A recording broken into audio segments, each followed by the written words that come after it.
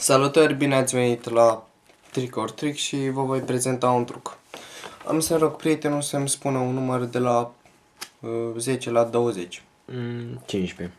15, da? 1, 2, 3, 4, 5, 6, 7, 8, 9, 10, 11, 12, 13, 14, 15, da? Am să-ți arăt a 6-a carte.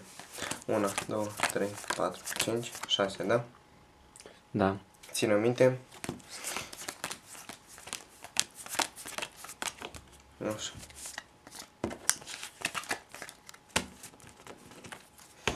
Și acum am să iau o carte de sub și una de deasupra până când vei spune stop.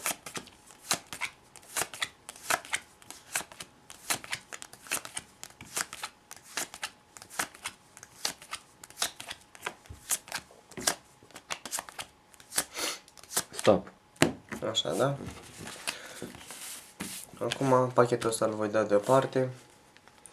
Și acum am să înșir toate cărțile. Dacă observi, toate cărțile sunt întoarse în afară de două, da?